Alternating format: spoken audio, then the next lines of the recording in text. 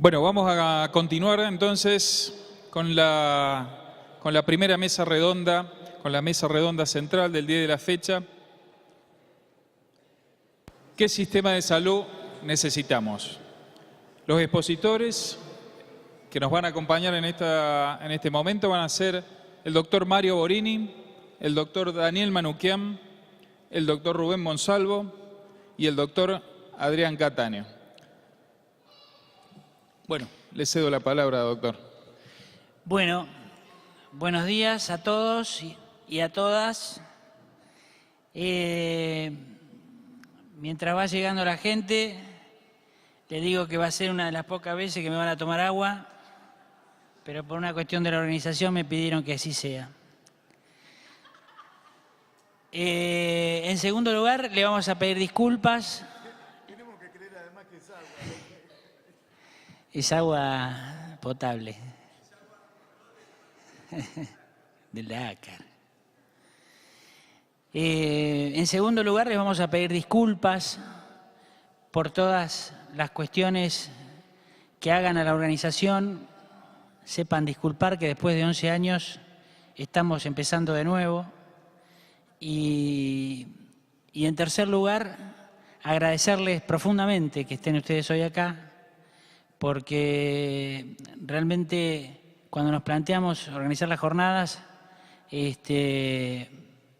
dudábamos mucho de la convocatoria, sabíamos del esfuerzo que significa, y bueno, todo esto, siempre uno quiere que seamos muchos más, pero bueno, hay que empezar por el principio tal vez otra vez, ¿no? Hoy me toca conducir esta mesa, un placer, un honor conducir esta mesa de viejos compañeros, algunos no tanto como Mario, el resto sí. Decirles que es la mesa central del día de hoy, donde vamos a trabajar fundamentalmente el lema de las jornadas, ¿qué sistema de salud necesitamos? En un marco macro nacional, que lo va a desarrollar Mario, en un marco, digamos, más regional y provincial que lo va a desarrollar Daniel, yo ya los voy a ir presentando, y en un marco más local nos va a decir algunas cositas Rubén también. En principio, decirles que Aristóteles plantea que el conocimiento está en la naturaleza humana, que a todos nos anima a conocer, buscar el porqué de las cosas. En realidad, ya más cercano a nuestro tiempo, un pensador del siglo XX, que Foucault, plantea que el conocimiento y el saber es poder, digamos. Y ese poder tiene una utilidad, va hacia un deseo. Ese es el deseo que nosotros también hoy queremos que todo lo que construimos, todo lo que proponemos, tiene el deseo de trabajar para construir una salud mejor de nuestra gente. En ese sentido, es que vamos a abordar esta mesa. Voy a estar presentando a Mario Borini. Él es médico, en principio hizo su residencia en clínica médica en el Hospital Ramos Mejía de Buenos Aires, del año 68 al 70. Después se formó en el INE, Instituto Nacional de Epidemiología, e hizo sus primeros pasos en gestión de la administración en la Universidad del Litoral. Y después su deseo lo llevó a ir recorriendo el país también. Trabajó en las comunidades salteñas, en Aguaray.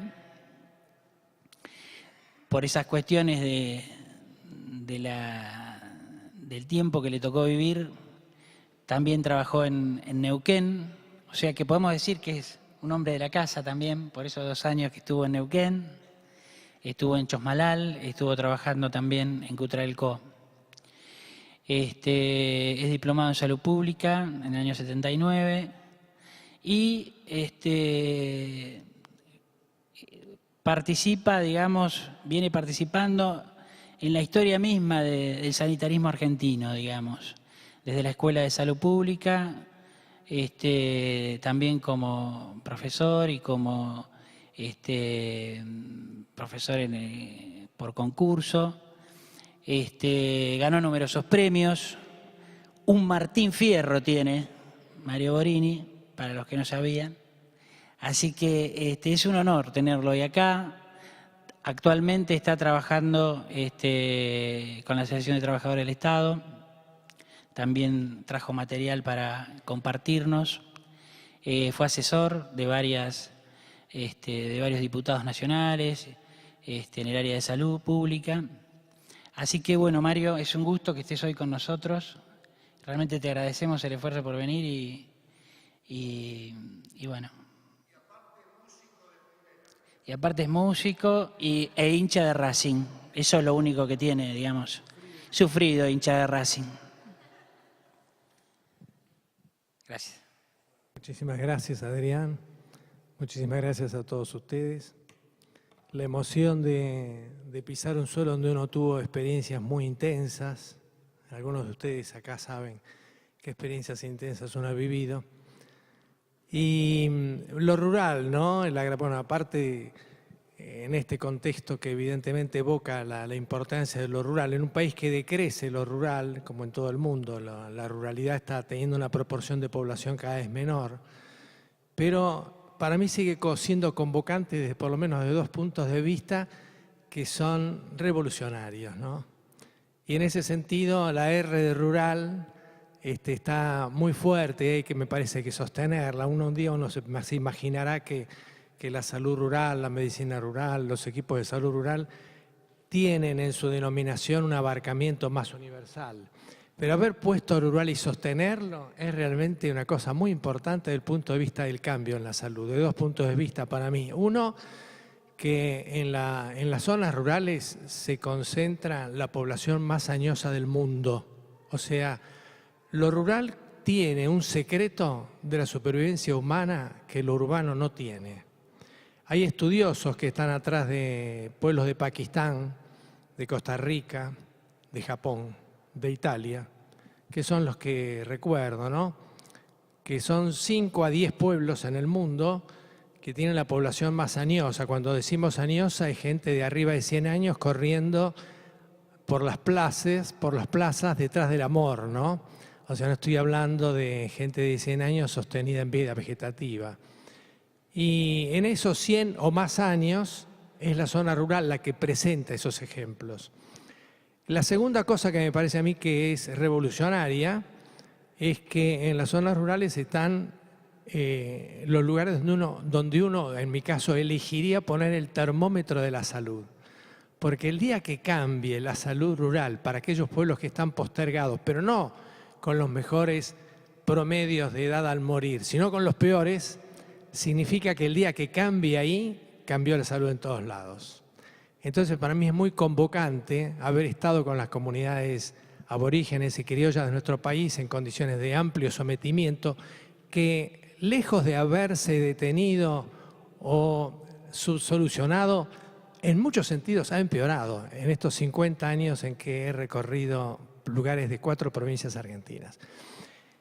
Bueno, desde ahí lo convocante. Ahora, el tema de hoy es el sistema de salud, no precisamente la salud de la población. Entonces, para hablar del sistema de salud, yo he preparado unas presentaciones y las vamos a ir proyectando. Me han dicho que es más fácil que esté abajo. Hablar del sistema tiene esta particularidad. Espera, me voy a dar vuelta porque está el cable al verre. Bueno, tiene esta particularidad que en realidad lo no negociable, lo que uno diría, es eso lo que hay que defender y hay una raya del no pasarán, es la salud de la población y del ambiente. O sea, en esa conjunción inseparable de población y ambiente está lo esencial de nuestro quehacer. eso tiene algún punto que para cada uno de nosotros tiene, digamos, un lugar diferente de donde poner la raya del no pasarán. En cambio, con el sistema no es nuestro objetivo fundamental, en el sentido de que no es negociable, de que tiene que pervivir. El sistema es un artefacto. El sistema es un artefacto creado para solucionar justamente los problemas de la población y del ambiente. En tanto artefacto puede cambiarse completamente de la noche a la mañana. Entonces uno dice seguridad social y no tengamos otra cosa mejor. La gente que está en la seguridad social se ofende profundamente, pero porque no se advierte que todas las creaciones humanas para solucionar los verdaderos problemas son artefactos y desde el punto de vista artefactos son artificiales y por lo tanto pueden ser cambiados. O sea, mañana podemos sacar el PAMI, pero la pregunta sería, si yo saco el PAMI hoy, que evidentemente tiene una cantidad de desventajas y de desvíos, ¿para qué vamos a hablar de eso? Pero al mismo tiempo es sustancial para algunas personas. Entonces la pregunta es, ¿por qué lo reemplazamos? Cuando uno encuentra a alguien que dice, no, yo no sé, ese es un liquidador, viene a liquidar. Pero no tiene nada de reemplazo para aquellas cosas todavía esenciales que cumplen las organizaciones. En cambio, si alguien dice, vamos a reemplazar el PAMI por algo mejor, yo digo, dame una pala que yo te ayudo también a cavar para hacer otra cosa y tirar el PAMI abajo, porque vos tenés algo mejor, es un artefacto. Entonces, en ese sentido vamos a hablar hoy de un artefacto, no vamos a hablar de la salud de la población. Con ese criterio y anticipándome a lo mejor a dudas, confusiones, críticas de ustedes, que las tendrán que reelaborar a medida que converso, porque en realidad me paro ahí, de que es modificable porque es un artefacto. Entonces, ¿cuáles son las cosas? El estado de situación lo voy a pasar rápidamente, ¿no? O sea, me voy a detener en que las 5 primeras causas, son antropogénicas. Son causadas por el hombre, ¿no? Entonces, si son causadas por el hombre, no son problemas que están afuera. Son problemas nuestros. Sujeto-objeto, este sujeto está implicado, estamos implicados. Ahora, ¿con qué poder se resuelven? Cuando uno descubre los poderes que se describen entre los autores acerca del poder, el poder militar, el poder económico, el poder social, el poder que se necesita para resolverlo, el primer poder es el poder moral. O sea, estar de acuerdo, el poder ético, estar de acuerdo en que las cosas tienen que ser de otra manera. Ese es el primer poder que hay que poner en juego.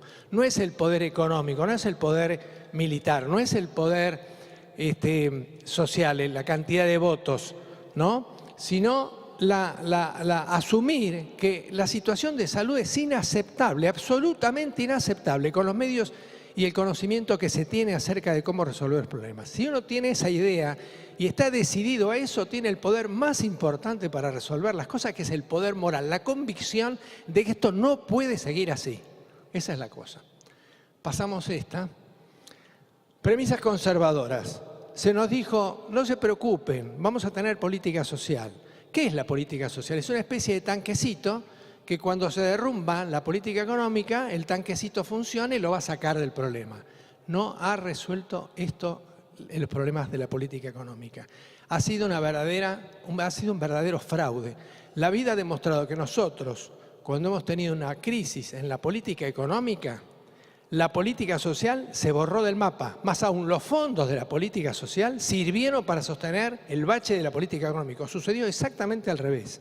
Todos recuerdan lo que fue la hiper. En la hiperinflación desapareció la política social. La gente se arregló con el tacho común para poner la papa y ahí revolvían entre todos y distribuían las cosas. No hubo política social en las crisis de la política económica. Recursos escasos. Es una verdadera mentira. Los recursos no son escasos. Los recursos son suficientes para necesidades éticamente subsanadas. Yo no puedo decir, quiero tener una Ferrari colorada en la puerta de su casa. No me lo prohíban, pero la tengo que pagar yo. No me la tiene que poner el Estado en la Ferrari en la puerta de la casa. Hay una gran confusión. Cuando se habla de que los recursos son escasos, se está pensando demagógicamente en solucionar los pedidos de todos, por distintos motivos, por esos poderes mismos que hemos mencionado, que no son el poder moral. Y entonces, en función de esos recursos, que quiero tener la Ferrari colorada, y entonces en este enfoque de derecho que no tiene obligaciones, la Ferrari colorada la puede pedir cualquiera, y entonces los recursos terminan siendo escasos para aquellos que pueden pedirlo y lograrlo, Y entonces las necesidades son infinitas. Ni las necesidades son infinitas, ni los recursos son escasos. Entonces ese paradigma liberal hay que cambiarlo por necesidades finitas con recursos infinitamente manejables de formas diferentes. Es exactamente al revés. Si uno acepta que los recursos son escasos y las necesidades son infinitas, vamos a la exclusión. Alguien se va a quedar afuera del sistema. Es evidente. Nos están anunciando cada vez que dicen eso, y a veces lo decimos desde la izquierda. Compramos ese discurso. Nosotros mismos decimos, los recursos son escasos, las necesidades son infinitas. Estamos comprando un discurso que lleva a la exclusión social. Bueno, ¿cuál es la solución que proponen los conservadores? Es el Management Business Administration. Manejo de la administración como un negocio. Manejo, business, negocio, administration. Manejo de la administración como un negocio. Esto en las universidades se lucen diciendo, hemos adoptado el MBA. Es increíble. La Austral hace su propaganda. Vengan a estudiar acá, hemos adoptado el MBA. Óigame, ¿usted cree que todo hay que administrarlo como un negocio? Negocio es negación del ocio. Quiere decir, es la pérdida de la capacidad humana de ascender a la trascendencia mediante la reflexión. Es exactamente lo contrario. Hay que terminar con el negocio. Salud. ¿Qué vemos en las premisas conservadoras? Evidentemente ellos piensan en el Estado como una molestia. Entonces al Estado lo llevan a esas situaciones económicas que son la recesión y la devaluación, que es lo que estamos sufriendo hace 5 décadas. Hace 5 décadas que el Estado está en una línea pendiente siempre de bajada. Gobiernos de facto y gobiernos constitucionales.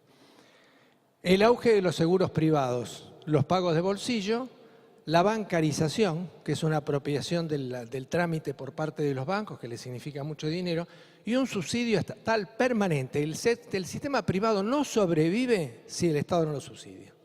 Clarísimo, para mí. ¿Seguimos? Premisas de la izquierda hegemónica. Nosotros decimos rectoría estatal, pero controlado. Rectoría estatal bajo control social. Hay que crear formas de democracia directa. La APS. La APS fue una forma de distracción para perder programas que estaban funcionando mucho mejor. A lo mejor hay que pensar ya mismo otro nombre para no caer en esto de la APS, que es un invento de las organizaciones transnacionales, que surgió de una lucha política y que no se resolvió en una atención real de la población. Entonces habrá que pensar atención integral, atención de cuidados primordiales, como me decía ayer, vos me decías, Adrián, creo que eras vos, ¿no? Me decías, atención de cuidados primordiales. O sea, la APS, hay que tomar elementos de la APS, pero de ninguna manera de la forma ingenua, creída, que ellos trataron de influir para que tuviéramos. Y el enfoque de derecho ganó la calle, pero ganó la calle porque hay una demagogia muy importante. La persona es un sujeto de derechos y de obligaciones. En el lenguaje maorí, la palabra derecho no existió, la acaban de crear, porque existía obligaciones, deberes. Yo no estoy haciendo una adoración del pueblo maorí, digo, hay otra cultura, hay la posibilidad de tener otra cultura y la posibilidad de recuperar obligaciones, de sentirse obligado y no estar pidiendo permanentemente, ¿no? Compramos pescado podrido en la izquierda hegemónica. La gente no critica el nombre VIH-Sida, es una vergüenza que nosotros aceptemos ese nombre. El VIH es un virus, un supuesto virus. Y el SIDA es un síndrome. Nunca, jamás en la historia de la salud, una enfermedad, no un síndrome, una enfermedad tenía un guión al lado de la supuesta causa. Nunca se dijo tuberculosis, bacilo de Koch. Y tuberculosis es una enfermedad. En cambio, el SIDA es un síndrome y la principal causa en algunos lugares africanos muy pobres no es el virus, demostradamente es el hambre. Entonces, haber unido VIH-Sida es un manejo simbólico desde los lugares de poder para cada vez que pensamos en el SIDA llevarnos a la farmacopea. Cuando nosotros pensando en el SIDA tendríamos que ir al hambre, cuando tendríamos que ir al ambiente, cuando tendríamos que ir a las relaciones sociales. Nosotros tendríamos que habernos dado cuenta de que estábamos comprando pescado podrido. Los incentivos, basta de incentivos al personal de salud, para eso está el salario. Los incentivos es una vergüenza, te están pagando por algo que vos ya estás cobrando. Se está perdiendo el derecho al pago digno. Basta de incentivos. Si se arancela el hospital, no se preocupen que habrá incentivos. No. El empoderamiento. El empoderamiento es una cuestión vertical, dicho desde las organizaciones internacionales. A mí que no me empoderen, por favor, que no me empoderen. Ni se les ocurra empoderarme, porque me van a quitar a lo mejor el poco poder que me queda con la excusa de que me lo van a dar. Basta de palabras que son cambios aparentes y que llevan a deshacer las organizaciones sociales en las bases con que fueron creadas. Y hay una falta de reflexión, seguro que hay una falta de reflexión. ¿Por qué nosotros no nos ponemos a pensar? Supongamos, uno busca la clasificación internacional de enfermedades y encuentra 170 enfermedades infecciosas. De las 1000 que tiene la clasificación, encuentra 170. ¿La lógica de la vacunación va a llevar a que tiene que haber 170 vacunas? ¿Qué pasa cuando haya 170 vacunas con el sistema inmunitario? ¿Qué pasa en la relación hombre-ambiente cuando haya 170 vacunas? Sin contar la vacuna contra el cáncer. Esa es la lógica. Las vacunas que ahora están, ya están interdictas. No es que hay que pensar en las 170, ya hay interdictas. La vacuna contra la gripe del A y la vacuna contra el virus del papiloma humano están en gravísima contradicción internacional. Una de ellas acaba de ser retirada en Finlandia luego de estar en el calendario porque produce narcolepsia en las niñas, el VPH, la vacuna contra el VPH. La industria está fabricando vacunas y quiere que se apliquen en las poblaciones que no han sido estudiadas. En los grupos humanos con edades y sexos que no han sido estudiados. Hay que tener muchísimo cuidado con el avance de la industria que está suplantando nuestra capacidad de decisión acerca de lo que conviene en las grandes poblaciones.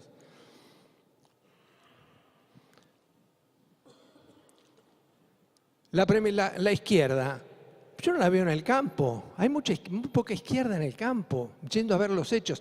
Se dice que las fuentes del saber son 3. La propia experiencia y la de los demás, los documentos y libros, algunos muertos que nos escribieron y nos dejaron sus cartas y no las leemos del todo. Entonces los documentos, las propias experiencias. Y la tercera es ir al campo. Entre esas 3 cosas uno va a encontrar, no sé si la verdad, la verosimilitud. Esto es creíble. La izquierda no va al campo, hay un despelote en algún lugar y la izquierda no se presenta ahí para ver qué es lo que está pasando y estar codo a codo con la gente. Es muy poca gente la que va a meter. Se juzga a través de los diarios, se juzga a través de las opiniones que se transmiten, se juzga a través de los medios, ¿no? Hay que crear mecanismos para estar codo a codo con la gente cuando está en situaciones de crisis. Hay que crear mecanismos ya. Basta de izquierdas que hablan a 10 kilómetros de distancia. Y dicen, nos acercamos, estuvimos en el hotel principal del lugar y nos contó alguien de allí que lo que estaba pasando era esto, ¿no? Hay que estar ahí, hay que meterse ahí. La izquierda está adoptando mecanismos de presión que tiene la derecha. Cuando tiene recursos, dice, bueno, te doy los recursos y vos hacés lo que yo digo.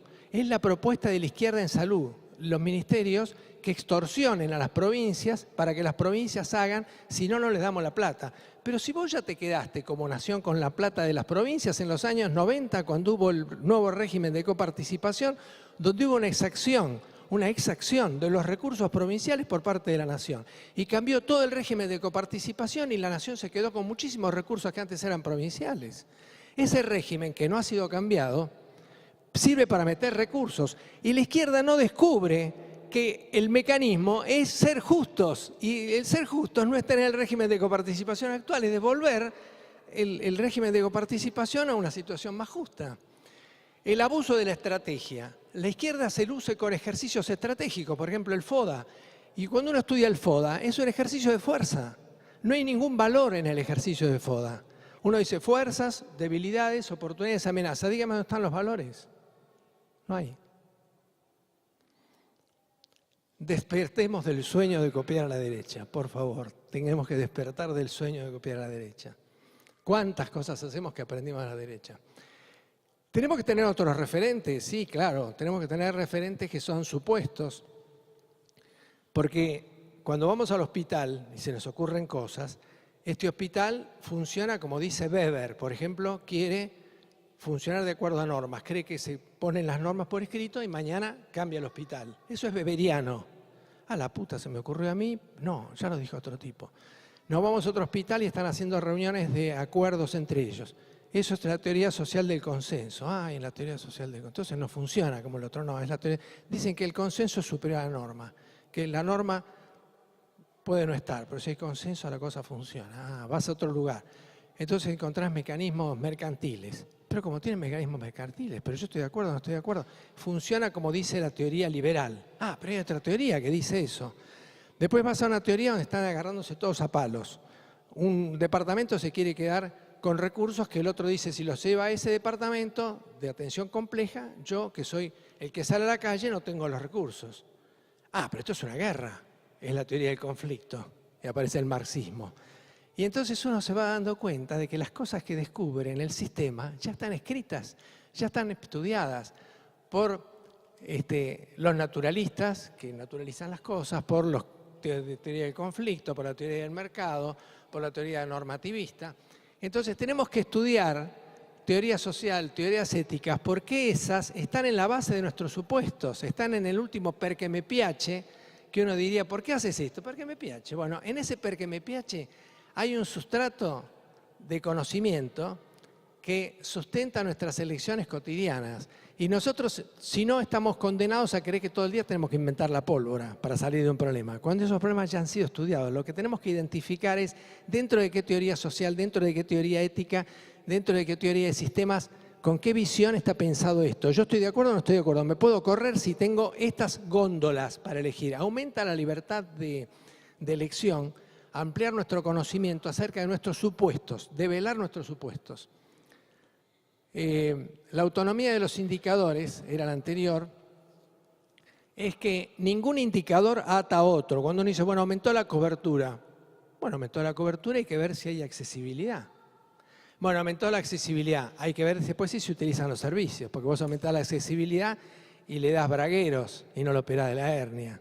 Aumentaste la accesibilidad porque lo atendiste, pero no le resolviste el problema, ¿no? No, pero sí utiliza los servicios. Pero le sobreindican cirugías que no necesitaría. O cuando tiene insuficiencia renal compensada, no le avisan para que no se descompense y cuando se descompensa entra inevitablemente en la diálisis. Entonces, cobertura, accesibilidad, utilización, calidad, costo. Es una cosa que hay que lograrla una a una. Y cuando te dan una, no te dan ninguna de las demás. Hay que estar muy atento. Dice, vamos a aumentar la cobertura. Yo no sé si quiero aumentar la cobertura. ¿De qué? ¿A costa de qué? ¿Se entiende? En este zamarreo, cuando dicen aumentar la cobertura, uno tiene varios riesgos. Dice, bueno, aumentar la cobertura. Por un lado, uno sanamente piensa, va a haber más gente que está cubierta, pero eso significa a lo mejor sacrificar algo. Por ejemplo, se ha visto que la cobertura aumenta la actividad del personal, pero reduce su calificación.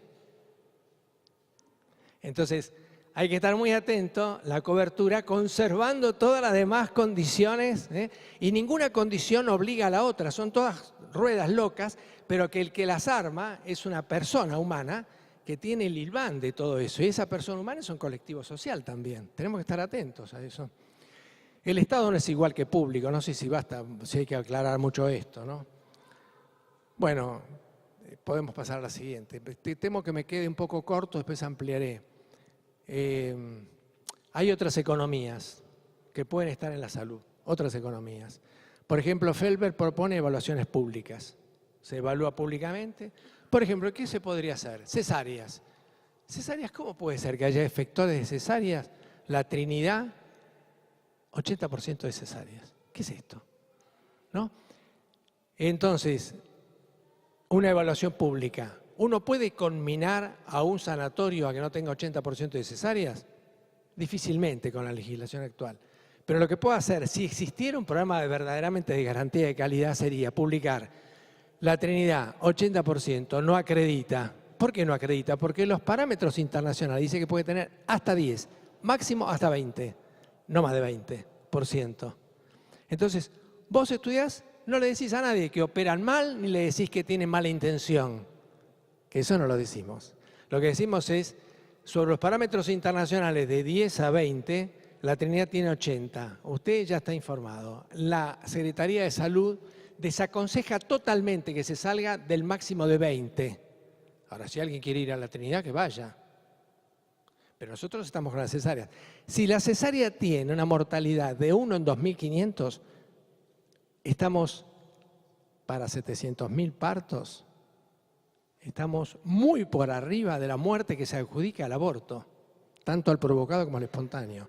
Entonces ahí la izquierda se vuelve a equivocar. De ninguna manera es más importante controlar la mortalidad a través del aborto que controlar a través de las cesáreas. Habría que tener tanto énfasis en decir el aborto es una foto de la injusticia social en la Argentina, como para decir la cesárea es una foto del desmadre del sistema con fines espurios, porque los sanatorios hacen mucho negocio con las cesáreas, y que causa tanta o más mortalidad que el aborto, cosa poco divisada, y que habría que estar muy atento. Pero tenemos un inconveniente, que a la población ya nos hicieron la cabeza, y hay madres con mucha frecuencia que dicen, vengo a hacerme la cesárea. Entonces, ojo, porque se nos instalan mecanismos que nosotros decimos no son de derechos humanos, son de manejo del capital simbólico. La derecha lo sabe perfectamente bien. Si te hacen el bocho, se llevaron todo. Y nos hicieron el bocho con la cesárea. Nuestras compañeras están deseosas de que le hagan muchísimas veces la cesárea. Entonces, ahí en la economía, todos esos autores, si vas al anterior, que se pueden ver, Max Neff, Latouche, Bosquet, que cada uno de ellos propone, estudiando economía, uno se da cuenta que hay muchas cosas que se pueden hacer en salud, ¿no?, que tienen que ver con cambios rotundos del sistema de salud que tienen base económica, ¿no? Bueno, seguimos. Convivencia y salud. Nuevas bases de convivencia. Si yo preguntara acá, ¿quién está absolutamente sano? Una prueba sería, ¿no? Un ejercicio. Nadie podría decir yo. Si yo pregunto, ¿quién está absolutamente enfermo? Nadie, pero nadie podría decir yo. Entonces, basta de rótulos, basta de rótulos. Si alguien dijera, ¿quién está absolutamente capacitado acá? Cero. ¿Y quién está absolutamente discapacitado? Cero. Basta de rótulos. Entonces, los rótulos es una máquina que crea la sociedad, la de rotulación, para colocarnos en situaciones de convivencia, de convivencia entre nosotros, completamente desaconsejables, absolutamente insalubles. Victimizan, quitan la dignidad, etcétera, etcétera, etcétera. Toda una cuestión que se podría hacer, ¿no? Bueno, tendríamos que seguir adelante. Sí, me quedan 10 minutos. Bueno, seguimos. Bueno, la atención personal, cambios que se podrían pensar a partir de estas cuestiones que he ido atravesando. Tal vez dentro de un hospital, dentro de un centro de salud, dentro del sistema, el desarrollo prioritario hoy, no sé si en otro momento, sea el de las áreas de docencia e investigación y de área programática. Son las dos áreas que a mí me parece que revolucionarían, que están en mejores condiciones para proponer cambios importantes en el desarrollo de un sistema, ¿no? Y entonces ahí aparece el tema de la interculturalidad o transculturalidad, porque en la medida que se interpenetran y uno escucha y puede interactuar y puede preguntar y el otro tiene obligación de responder para encontrar un punto, a lo mejor es más transculturalidad que interculturalidad. La metadisciplinariedad quiere decir que vamos más allá de la disciplina y nos encontramos con los indisciplinados, que es muy importante para el conocimiento. En la mesa del saber se tiene que sentar en paridad de condiciones la ciencia con todos los otros saberes, absolutamente. Las infecciones hospitalarias, ni que hablar, nosotros estamos en un margen de infecciones hospitalarias absolutamente fuera de toda medida. Y esto tiene que ver con el quehacer del sistema. El sistema está sobreactuando. El sistema está sobreactuando. Si uno va el 30 de diciembre se da cuenta de que el sistema sobreactúa porque ese día decidió no sobreactuar. No encuentra a nadie en el hospital, pero no encuentra a ningún paciente tampoco, encuentra muy pocos pacientes. Entonces tendría que haber criterios de actuación del sistema mucho más restringidos, ¿no? Basados a lo mejor con un principio como el de Alara, en palabras sajonas, significa tan poco como sea necesario y conveniente. Tan poco como sea necesario y conveniente, ¿no? Entonces, tan poco como sea necesario y conveniente, ¿no? Esto referido a infecciones hospitalarias significa cuánto de nosotros alimentamos esto, porque tenemos un quehacer en salud de sobreactuación completamente negativo, ¿no? Ni que hablar del uso de medicamentos, etcétera, el parto institucionalizado. Sí, nosotros tenemos el 99% de parto institucionalizado, pero tenemos 10 veces más mortalidad que el país de menos mortalidad materna. Y Dinamarca, hasta hace años, tenía el 40% de partos no institucionalizados, domiciliarios, y tenía 8 veces menos mortalidad materna que nosotros. Así que no compremos dogmas de institucionalización de ninguna cosa que tiene que ver con la sobreactuación. Pensemos cada cosa críticamente. ¿Qué nos conviene? Yo no digo volver al parto domiciliario. Sé que sería muy conveniente y que hay muchas regiones donde el parto domiciliario resolvería con partos que vienen bien, que no vienen de nalgas, que no son primerizas, que tienen parto anterior dentro de los 5 años anteriores, donde el canal de parto está ampliado, donde el parto viene normal, el chico también, y donde la distancia resolvería en el traslado los problemas. Parto domiciliario podría ser. No digo forzar la cosa, digo estudiarlo, porque hay países que nos enseñan que con parto domiciliario están pero muchísimo mejor que nosotros con partos institucionalizados, ¿no? Dale. Atención, acá decía, bueno, observación, qué sé yo, litiasis biliar sin antecedentes de obstrucción ni colangitis. ¿Por qué se operaban todas? ¿Saben la mortalidad que trajo en mayores, sobre todo de 70 años, la intervención esta en gente que después en la autopsia va a tener la litiasis? Pero un 20%, 30% de personas muertas por cualquier cosa tienen litiasis que nunca se operaron. Entonces hay que tener, me parece, mucho cuidado en indicar indicaciones, en hacer indicaciones que parecen terapéuticas, que en realidad son preventivas. Preventivas de hechos que no van a ocurrir. Sobreactuación del sistema, ¿no? Tratamientos clínicos en vez de cirugía. Estaba leyendo el otro día que se está estudiando la atención clínica, no quirúrgica, de apendicitis congestivas. El seguimiento clínico en adenoma prostático, en mioma uterino en perimenopausia, que se sabe que el mioma se reduce con la menopausia, ¿no? Reducir el carácter cruento cuando es conveniente, ¿no? Radioterapia en cáncer de próstata en vez de cirugía resectiva. A la gente no le dicen claramente las complicaciones que tienen las intervenciones más cruentas o las menos cruentas, no le dicen, mire, usted tiene el riesgo tal de tener incontinencia. ¿De qué? De orina, se le va a escapar la orina en las reuniones cuando se ría. Y cuando suba a la escalera. Pero además puede tener impotencia. ¿Y qué elige usted? No se le dice. Entonces la persona después viene y te dice, me operaron y me quedó tal cosa, ¿puedo curarme de esto? Pero ya está jugado, ya ha sido operado. El cambio de modelo en salud mental. Hay ejemplos. Hay algunos que dicen la atención de la salud mental se debería reducir institucionalmente a la atención en crisis. Bueno, la vigencia de la salud ecosocial en todas las políticas públicas. Hay una política pública, que es sobre el agua. ¿Cómo no van a consultar al sector salud? Lo resuelve a lo mejor el Ministerio de Energía o la Secretaría de Energía o la Secretaría de Turismo, porque tiene que ver con un valor estético, el espejo de agua. Pero eso puede afectar la salud. Las políticas públicas tendrían, en su formulación y en su aprobación, lograr un paso por salud, ¿no? Desconcentrar la alta complejidad. Nosotros hemos comprado con la atención primaria que tenemos que extender la atención primaria. Entonces, ¿qué sucede? La alta complejidad es así. Las provincias pobres donan los órganos. Los hospitales donan los órganos. La Fundación Favaloro hace los trasplantes. Dona 0 órganos por año. Si nosotros no terminamos con esto, no ya subsidiamos económicamente al sector privado, estamos logrando donantes heroicos, porque cualquier donante de órganos, sea por él o por su familiar, es un donante heroico.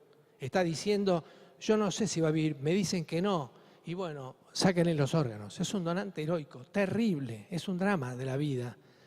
Y resulta que los donantes vienen mucho más de las provincias pobres y vienen de los hospitales. ¿Quién lo financia? El Estado. El 80% de los trasplantes en Argentina los subsidia el Estado y la Seguridad Social.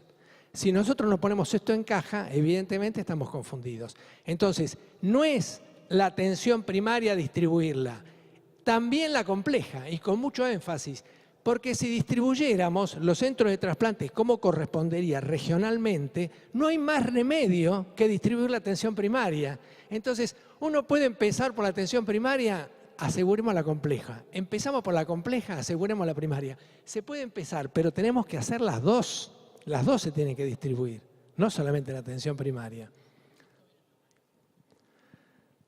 Bueno, hay organismos, COFEMA, COFESA, Consejo Federal de Medio Ambiente y Consejo Federal de Salud. No se reúnen nunca entre ellos. No se reúnen nunca. Epidemiología comunitaria. Hablamos ayer con Damián, que está mañana en el tema ambiental, de que, bueno, hay muchos datos, pero la gente puede buscar los datos por ellos mismos, buscando la distancia al foco y la antigüedad de la exposición. ¿Quiénes están expuestos? ¿Desde cuánto tiempo y qué distancia tienen el foco? Es epidemiología comunitaria básica, lo puede hacer la gente tranquilamente. Hay que difundir epidemiología comunitaria, porque no se está haciendo oficialmente y porque sería un aporte sustantivo que la población organizada le aporte ese dato a los organismos de información, que no tienen esta información o la tienen muy tarde. Este tema entonces en relación con el ambiente, la contaminación ambiental, resulta ser trascendente, ¿no? La investigación. No puede haber más ruedas locas de investigación. Uno investiga lo que se le ocurre en cualquier lado.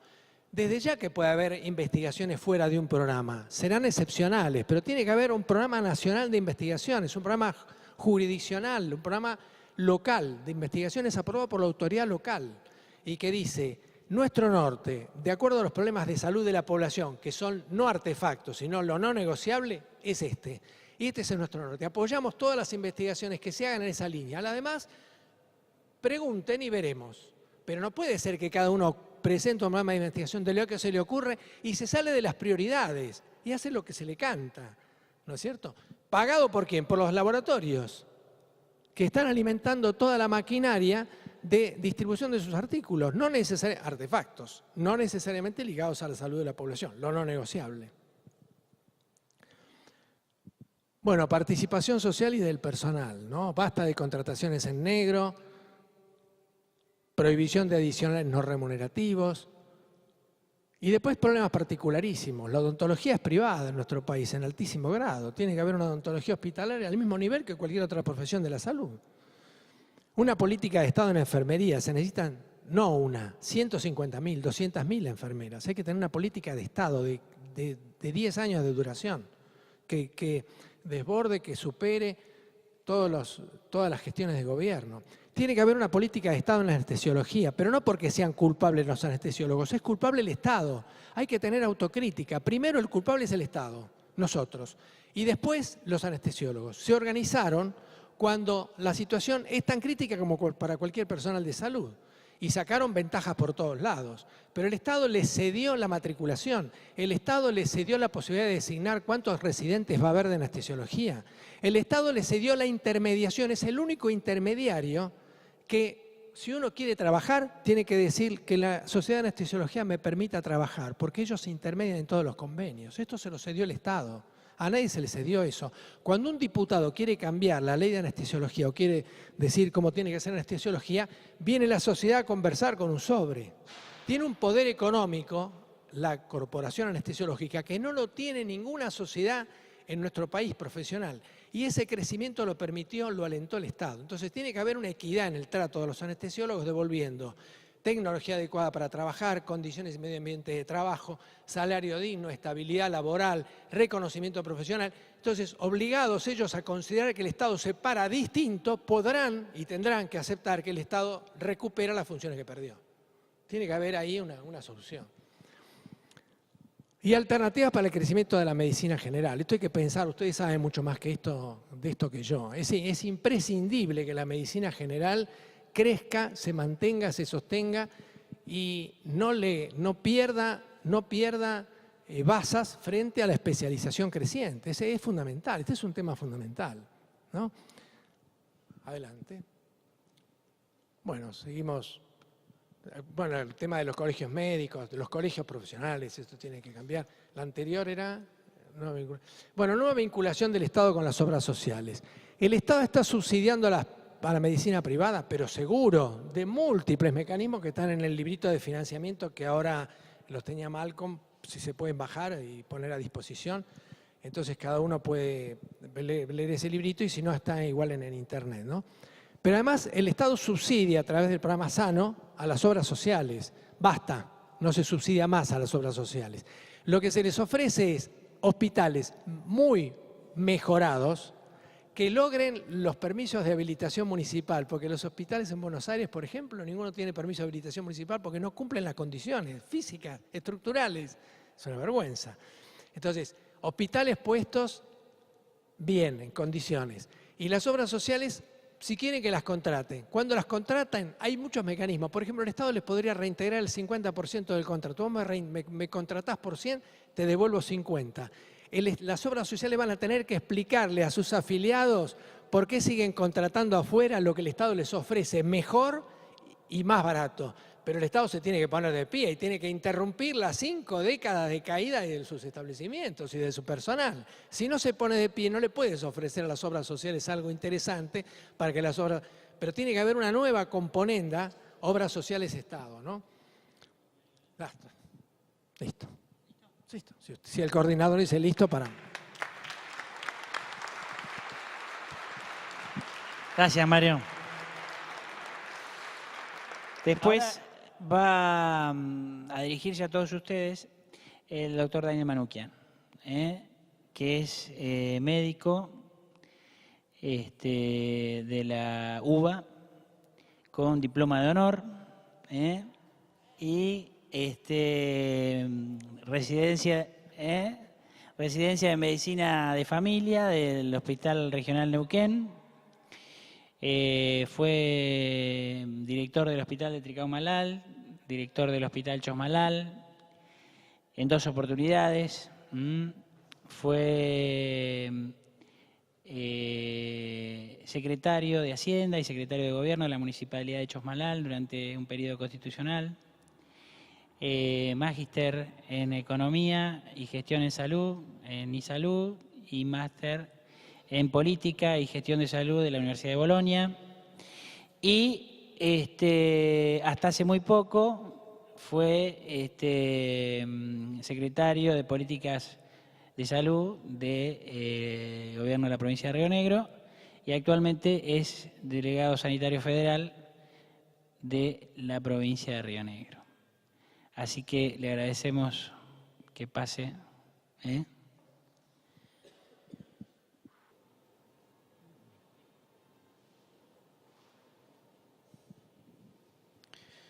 Bueno, en primer lugar agradecer mucho la invitación de la Sociedad de Medicina Rural. Yo soy socio de la Sociedad de Medicina Rural, así que desde la residencia. Este espacio es un espacio, digamos, familiar, digamos, propio, aunque uno se siente como en la casa. Así que agradecer mucho y la verdad tener el privilegio de poder compartir esta mesa con Mario. Hace unos días me tocó la suerte también de poder compartir una mesa con Néstor Perrone. Y la verdad que para mí, en este mes, de haber participado en una mesa con Néstor un día y ahora con Mario, es realmente un privilegio que no pensé que iba a tener por la importancia que tienen los dos para la provincia de Neuquén y lo que han influido en muchos de nosotros en lo que terminamos siendo, como médicos generales, como médicos formando parte de un sistema público de salud, en definitiva como militantes de la salud pública. Y la verdad que voy a tratar de hablar muy poquito, tan poco como sea necesario y conveniente, como acaba de decir Mario.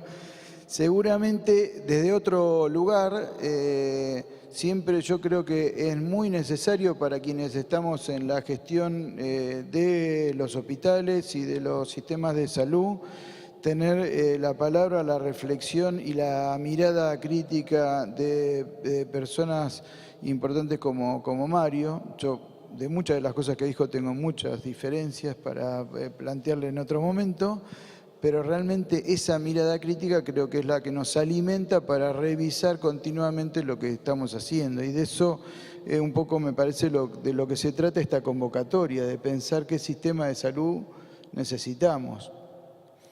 Así que cuando pensamos en el sistema de salud, en general, de lo que necesitamos, pensamos en varias de estas cosas que decía Mario, de qué cosas nos venden como necesarias para el futuro.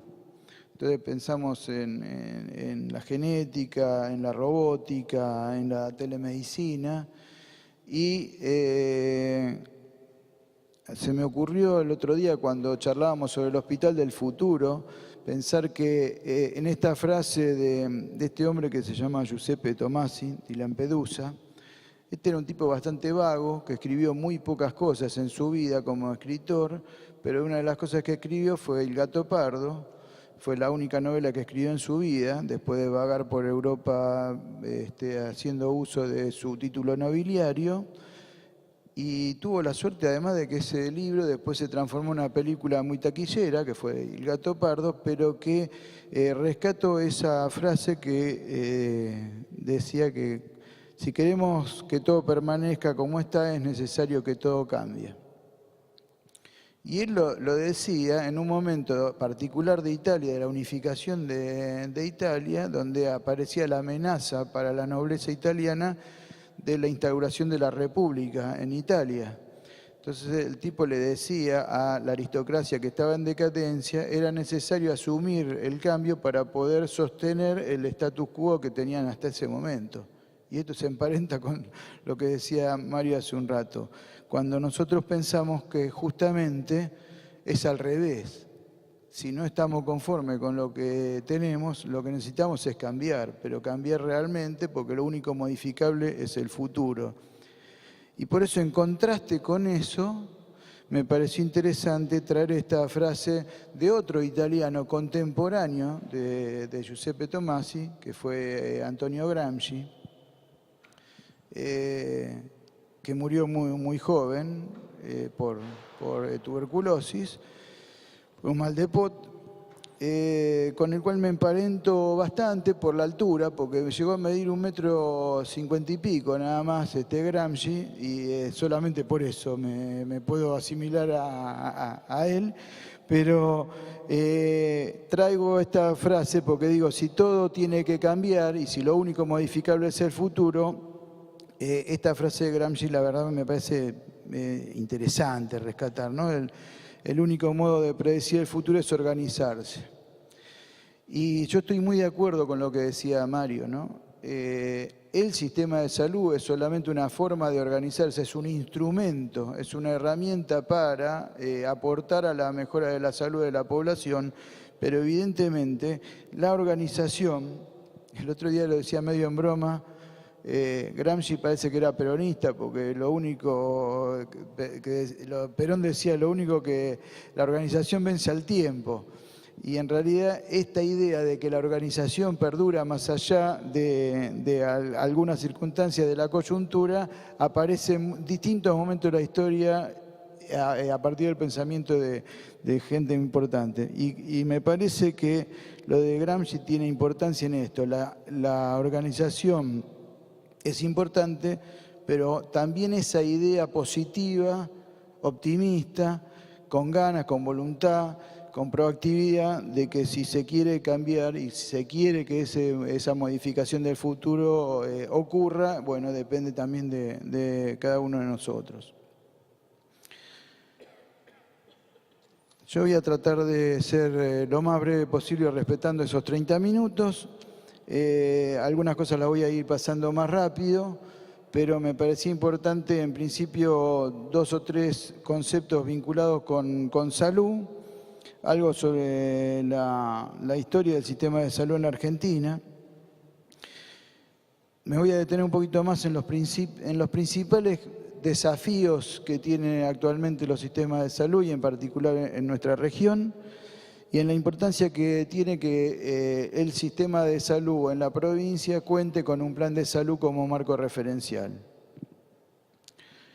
Bueno, algunas cosas creo que ya las comentó Mario. A mí me parece que es importante esta idea de superar el concepto del estado de bienestar para pensar en la salud como un bien ser, digamos, no en un bienestar, sino como un bien ser, y pensar más en la lucha sostenida, en un proceso, en un continuo de búsqueda por estar mejor, por vivir libre, responsable y feliz.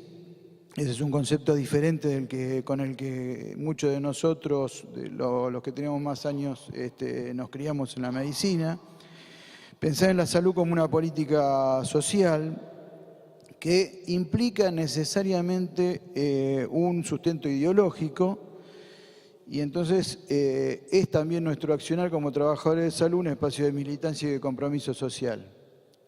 En algunos momentos nos generan sostener ese sustento ideológico, nos genera algunos sinsabores.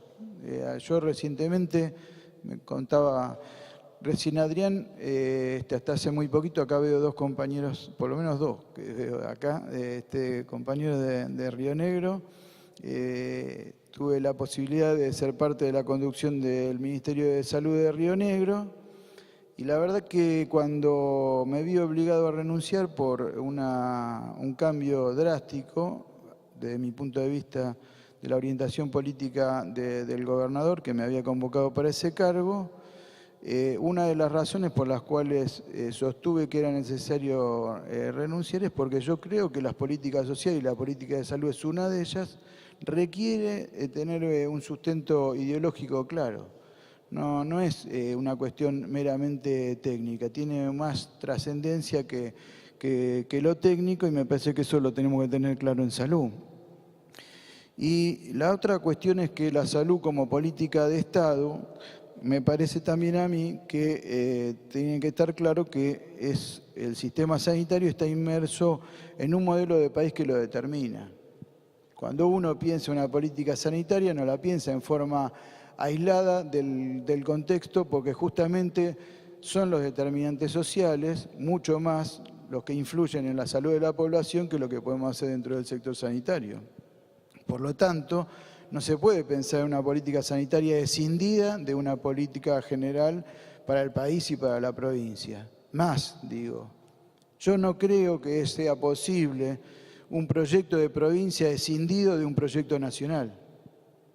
Y me parece que eso claramente determina dónde estamos parados como trabajadores de salud, como ciudadanos, militantes de la salud pública, pero también en nuestra posición, en nuestra postura de militantes también en la política. Y lo otro que iba a mostrar, lo voy a pasar muy rápido, pero porque sería medio largo desarrollarlo ahora, pero me parece que todos los trabajadores de salud necesitamos saber de dónde venimos, cuál ha sido la trayectoria del sistema de salud en la Argentina. Esta es solamente una manera de mirar, de caprichosamente subdividir la historia de la Argentina en salud en 4 momentos, como la hace Hugo Arce en su libro, pero me parece que describe bastante bien las características principales, los rasgos más importantes de cada momento histórico de la Argentina en cuanto a su sistema de salud. Solamente quiero decir que me parece a mí central para el sistema de salud de la Argentina, todos ustedes saben, todos sabemos, hemos escuchado muchas veces que es un sistema fragmentado, desigual, inequitativo, que está dividido en muchos pedacitos que no se correlacionan y no se complementan bien entre sí. Sin embargo, la Argentina tuvo distintos momentos donde ha intentado ir hacia un sistema integrado de salud. Yo diría, por lo menos hubo 3 intentos serios en este sentido. El primero tiene que ver con el periodo de Carrillo y a pesar de eso fue un momento donde también se consolidó la fragmentación del sistema en algún sentido, con la fortaleza que empezaron a tener las obras sociales a partir de la presencia de un sindicalismo que empieza a ser un actor importante en la vida de la Argentina. El segundo fue el SNIS, el Sistema Nacional Integrado de Salud, en el 73. Y el último fue el intento que hizo Alfonsín al comienzo de la vuelta de la democracia. Sin embargo, la verdad que no hemos sido capaces los argentinos de construir un sistema integrado de salud que le dé mejores respuestas a la población. Y me parece que tener claro cuál ha sido la historia, el devenir, los avances, los retrocesos, las cosas que en cada momento fueron positivas y también no solo las debilidades, sino tener claro cuáles fueron los poderes en pugna que generaron una situación u otra es importante para todos nosotros, y a partir de ahí empezar a pensar entonces cuáles son los desafíos actuales que tenemos. Y yo acá sé que esto es un listado muy incompleto, que seguramente faltan cosas, no voy a desarrollar todo, pero voy a comentar algunas cositas que tienen que ver con cuestiones que van desde lo macro hasta lo micro, es decir, desde la definición de la política de salud en la provincia, en la región, hasta lo que tiene que ver con la política de salud que se expresa concretamente en la atención al paciente, ya en el espacio micro, pero con la salvedad de que seguramente es un listado incompleto. Obviamente, media hora no podemos desarrollar todo, ni esto es el intento de presentar un plan de salud, ni mucho menos, simplemente marcar algunas cosas que creemos que tienen que estar en nuestra cabeza para repensar el sistema de salud para adelante, porque realmente el desafío que tenemos es grande. En principio, yo creo que todavía no hemos dado cuenta de este desafío, que es partir de los supuestos hacia el análisis de situación de salud. Es decir, todavía suponemos que a la gente le pasa determinadas cosas y planteamos una oferta de servicio de salud que en muchos casos no tiene que ver con el análisis integral de salud de lo que a esa población le está ocurriendo. Entonces me parece que este es uno de los primeros desafíos. El segundo que planteo es ir de la transición epidemiológica a la nueva epidemiología. Durante muchos años hablamos de la transición epidemiológica, de la convivencia de los nuevos problemas de salud con los antiguos. Hoy tenemos una mirada cada vez más amplia de esto, que resumiendo, yo diría, va desde la fertilización asistida, que empieza a ser un tema para todos, porque también es parte de ese enfoque de derecho, hasta la muerte digna, pero pasando por algunas situaciones que antes considerábamos muy poco y que tienen relativo desarrollo. En algunos lugares más, en otros menos, pero temas como la violencia de género, la violencia doméstica, las adicciones, en algunos lugares se ha desarrollado más y en otros bastante menos. El otro desafío es ir del registro de la producción a la planificación operativa anual.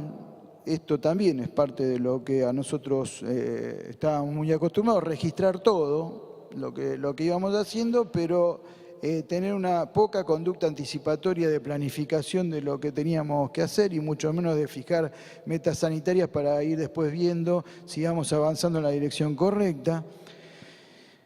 Hemos sido criados con la idea del área programa, es decir, de un área geográfica donde toda la población que estaba era responsabilidad nuestra, pero suponíamos que conocíamos a todos y la verdad que no los conocíamos a todos, ni mucho menos los conocíamos desde la idea de qué era efectivamente lo que le estaba pasando y que no todos tenían las mismas necesidades. Entonces ahí aparece ese concepto de la población nominalizada. De la estandarización a la definición de misión, visión, valores de cada hospital.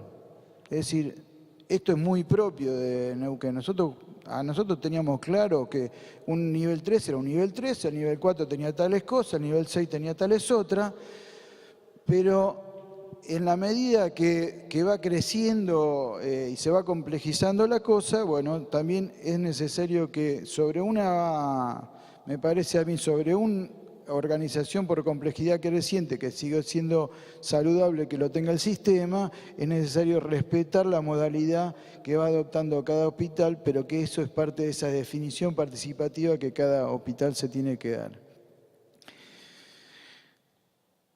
Y esto también me parece muy importante, de la fragmentación del sistema, la integración efectiva a favor del fortalecimiento de lo público. Nosotros tenemos una extraordinaria herramienta que es manejar la salud pública, es decir, la cobertura de la población sin seguro de salud y las obras sociales provinciales, inclusive algunas nacionales, que no hemos sido capaces de alinearlas, no solo en favor de generar políticas de salud claras, con lineamientos claros en la atención, sino también en el financiamiento y en el fortalecimiento del sector público.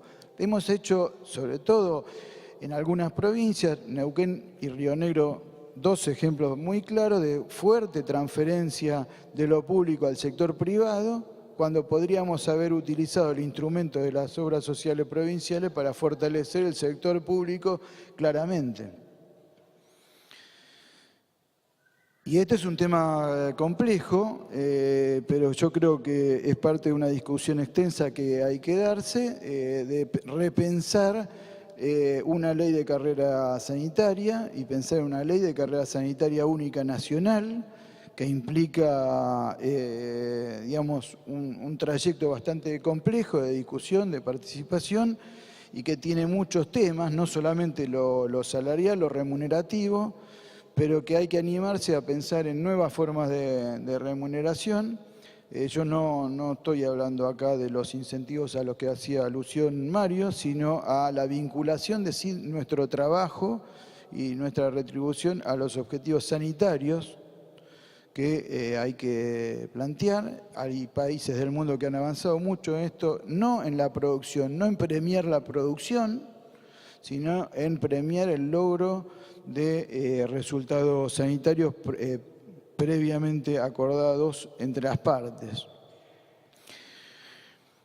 Y esto tiene que ver con justamente ir de la atención de la demanda espontánea a la búsqueda activa, a partir de la nominalización, la clasificación de los pacientes y el seguimiento de los pacientes. Hoy le comentaba a algún compañero la fortaleza que tienen algunos de los programas nacionales que lamentablemente se han entendido en muchos lugares solamente como una fuente de recaudación complementaria para fortalecer los hospitales y no en algunos de los principios sobre los cuales se basan que permitirían fortalecer los sistemas de salud. Este es uno, la nominalización, la clasificación de los pacientes, el seguimiento activo, la prestación efectiva explícita, la garantía explícita de una prestación basada en guías clínicas que están aprobadas, y cuestiones que tienen que ver con el uso de la tecnología aplicada también desde el primer nivel hasta la alta complejidad y esta red de complejidad creciente a multiredes más flexibles. Cuando uno piensa en este sentido lo dice porque no para todas las cosas la red es la misma, hay que poder adaptarlo de una manera diferente. Aparece también el tema de la telemedicina, de pasar de la interconsulta presencial al uso de los recursos que hoy tenemos y que realmente son muy útiles. Y que hoy el Gobierno Nacional, a partir de la propuesta de cibersalud, está apoyando fuertemente, pero que la verdad para provincias como Neuquén o como Río Negro es un recurso que básicamente nos va a servir para fortalecer nuestro sistema interno de derivación y de interconsulta, más allá de las consultas que podamos hacer con hospitales nacionales de referencia, como son el Garrahan, Jamel Cruce y demás. Y un tema también vinculado con la mesogestión es el tema de la famosa descentralización, que durante muchos años fue el paradigma a instaurar. Esto claramente fue una de las políticas neoliberales, pensar que cuando Mario decía romper con algunas cosas que nos vendió la derecha, uno de ellos era, es mejor que la capacidad de resolución esté cerca de donde están los problemas de la gente, entonces se desconcentraban y se le planteaba que ese efector local podía resolver la cosa con el con el manejo de los recursos, cuando en realidad justamente la búsqueda es la búsqueda de una armonía entre la centralización y la descentralización. En algunas cosas vale la pena la descentralización, en otras claramente el mejor rédito para la salud de la población es la concentración de la cosa en un solo sector. Y voy rápido porque si no me va a matar Adrián. Pensando ya en el hospital y en la cosa más micro, yo creo que todavía en algunos lugares nos falta pensar que necesitamos conducciones en los hospitales que ya no sean solamente el médico destacado que por su trayectoria profesional sea el más importante, sino también pensar en personas que tengan esa capacidad bilingüe de entender más cosas que tienen que ver con el proceso de conducir hospitales. Y esto es un tema complicado, ¿no? Lo del horario corrido a la extensión horaria, es decir, es parte de los desafíos, es cómo adecuamos nuestro sistema de salud, nuestra oferta sanitaria a las necesidades de la población. Como ven, son todas cosas que cada una de ellas merece una discusión muy profunda, de la cola al mensajito, es decir, el nuevos sistemas de turnos, todas cuestiones que tienen que ver con realmente garantizar el acceso para luego facilitar que ese acceso sirva para la atención de las personas y la resolución de los problemas de las personas, lo mismo que la gestión de pacientes. Lo mismo que generar hospitales que sean más amigables para la gente, donde miremos no solamente nuestras necesidades como trabajadores, sino espacios que resulten amigables, por eso digo del edificio con olor a hospital, al hospital amigable, la iluminación, los colores, la señalética adecuada. Bueno, la estética femenina me queda para explicarlo en otro momento.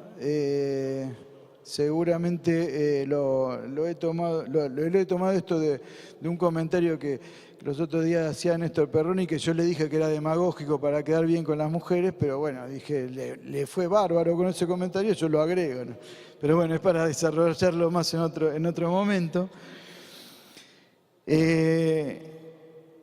Y temas, algunos complejos, como el tema de la inseguridad, la violencia en el ámbito de la salud, sobre todo en el ámbito de las guardias, especialmente en las ciudades más grandes, temas que antes no eran un tema para nosotros y hoy empiezan a serlo y tenemos que ver con qué estrategias abordarlo.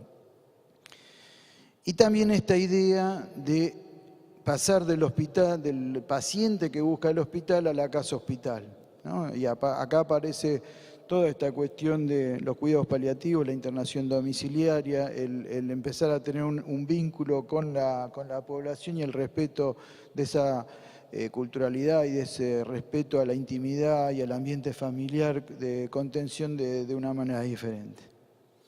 20 desafíos esbozados muy rápidamente, que seguramente es incompleto, para plantear algunas cosas que nos llaman la atención y que deberíamos darle alguna importancia. Y voy a ir muy rápido en el final. Te pido 5 minutos más. Todos estos desafíos tienen que expresarse de alguna manera, me parece a mí, en un plan de salud, no pensando que el plan de salud es en sí mismo lo que da el resultado, lo que garantiza el éxito, lo que garantiza la salud de la población, pero sí pensarlo como un sistema de engranajes que pone en juego la posibilidad de mejorar el sistema de salud para mejorar la situación de salud de la población.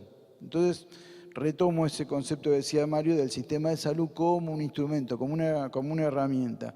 Pero sí creo que el plan de salud, que se sustenta en un sistema de salud, tiene que ser la guía, el marco general que la provincia tiene que tener para que a su vez cada hospital tenga su plan de trabajo con alguna línea de coherencia con ese plan de salud, porque tiene que ver con ese análisis de situación de salud que se ha vertebrado. Y esto es lo que, acá voy a mostrarlo muy rápidamente, es lo que tratamos de hacer en este último tiempo en Río Negro, es decir, generar ese plan de salud a partir de un análisis de situación de salud, partiendo de una situación inicial, pensando a dónde queríamos llegar, pero para tener esbozado un camino que permita establecer prioridades y tomar decisiones racionales. Y entonces eso nos llevó a pensar en 50 acciones tácticas de intervención, algunas que tienen que ver con el modelo de gestión, otras con el modelo de financiamiento y otras con el modelo de atención. Bueno, muestro nada más que esto.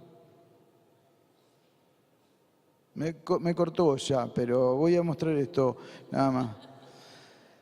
Esta era la mortalidad es la mortalidad infantil de Río Negro de los últimos años. Como ven, fue aumentando en los últimos 4 años, pero si uno lo mira en perspectiva de más años, la línea de tendencia bajó, y si lo mira de otra manera, fue subiendo. Esto es parte de cómo usamos las estadísticas para mostrar una cosa o la otra. Y esto es parte de lo que nosotros planteamos en el tablero de monitoreo de avance de metas. Es decir, tomar ese tema como un tema central y desarrollarlo sabiendo que había muchas cosas que teníamos que hacer para bajar la mortalidad. Pero para bajar la mortalidad necesitábamos tener un plan operativo. Cada una de estas 50 líneas estratégicas merecen un desarrollo participativo donde todos seamos parte de la opinión, porque todos somos actores importantes y eso es parte de ese desafío también en general que tenemos como sistema de salud. Termino con esto, que vuelvo a la pregunta inicial. ¿Qué sistema de salud necesitamos?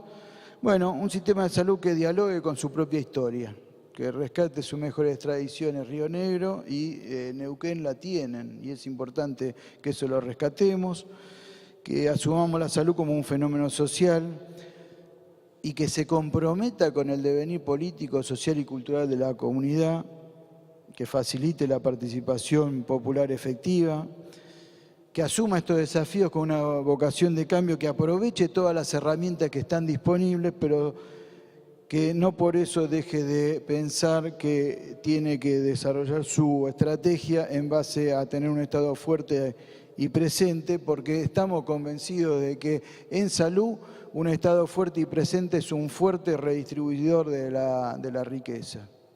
Lo sigue siendo, lo fue siempre y lo sigue siendo en la medida que los pongamos en juego orientado con estos valores que hemos comentado hasta acá. Bueno, termino con esto porque me parece que yo rescato nuevamente al padre del Hospital Público Argentino, al doctor Ramón Carrillo. Él decía que la salud es una decisión política y es una decisión política en tanto desde la salud podemos también contribuir a que la política sea un instrumento de transformación de la realidad. Y hoy, 9 de octubre, es un nuevo aniversario del asesinato del Che Guevara. Y justamente volviendo a esa primera frase de Gramsci, también el Che decía que si no existe organización, las ideas, después de un primer momento de impulso, van perdiendo eficacia. Yo creo que todos nosotros hemos tenido muchas ideas y muchas motivaciones que nos llevaron a ser trabajadores de salud, a seguir trabajando en el sector público de salud con muchas ganas, con cosas que nos alentaron, con cosas que nos desanimaron, pero seguimos pensando que se necesita para sostener la salud de la población un sistema fuerte, un sistema público fuerte que dé cuenta de estos desafíos. Así que me parecía interesante traer para el final a estos dos grandes médicos argentinos, al doctor Ramón Carrillo, padre del Hospital Público Argentino, y a otro médico argentino, el Che Guevara, con un pensamiento que trasciende justamente el tema de lo sanitario para pensar en una política que nos abarca mucho más que lo solamente nos refiere a lo de la salud. Listo.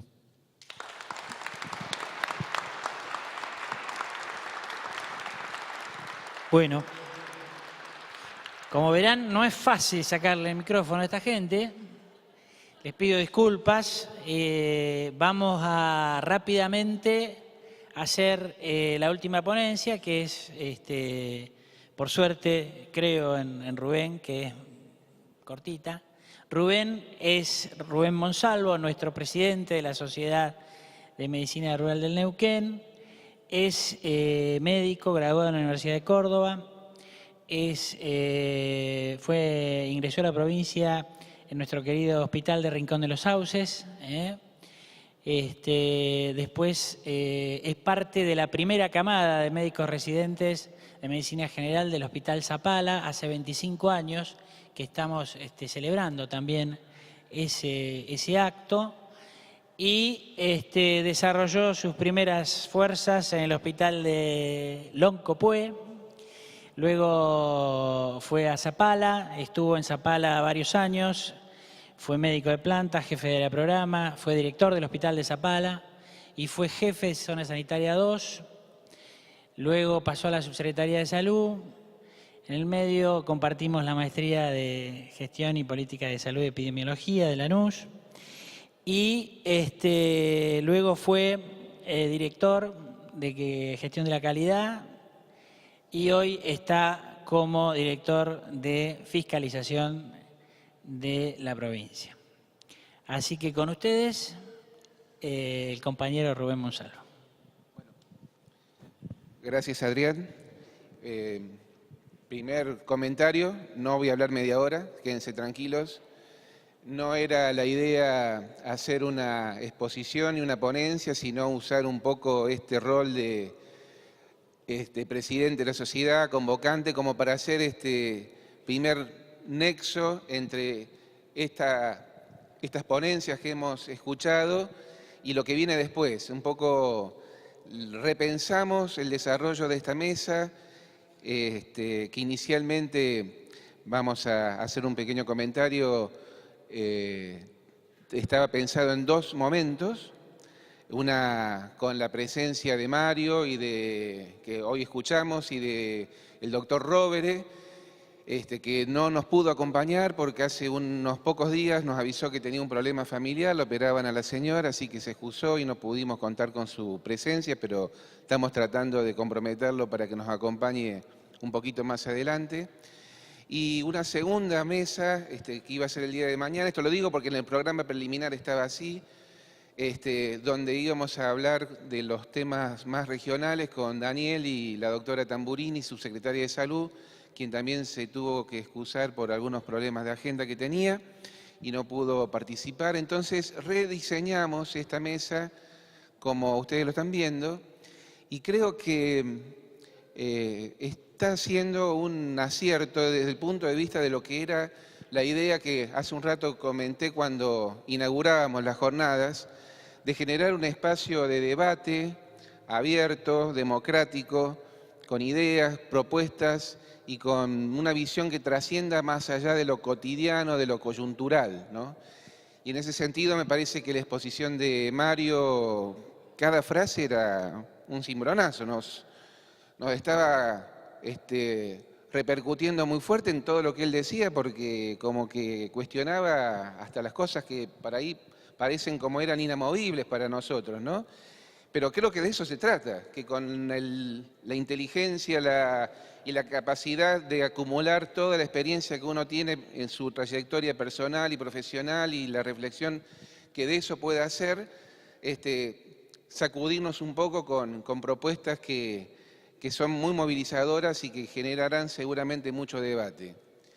Y qué decir, bueno, de Daniel, que muchos de ustedes ya lo conocen, con su capacidad para ser esquemático, para ser muy didáctico también en sus conceptos.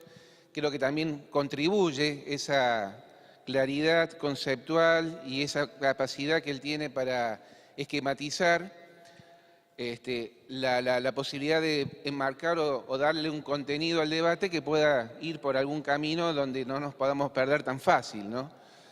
Así que bueno, aprovechando un poquito este rol de ser un poco el primer comentador de la primer mesa de la jornada, creo que quería hacer esa reflexión y un poco lo que habíamos hablado también con Adrián cuando pensamos en esta mesa, era también tratar de hacer el nexo con lo que viene, ¿no? En el sentido de que es muy importante tener el contexto nacional y regional de lo que es el sistema de salud, tener la idea de cuáles son los desafíos que se presentan o cuáles son los cuestionamientos que se pueden hacer a cosas que eventualmente consideramos que no tenían mucha discusión, y ir al terreno de nuestro microespacio, ¿no? Y cuando Adrián comentaba la trayectoria de muchos de nosotros,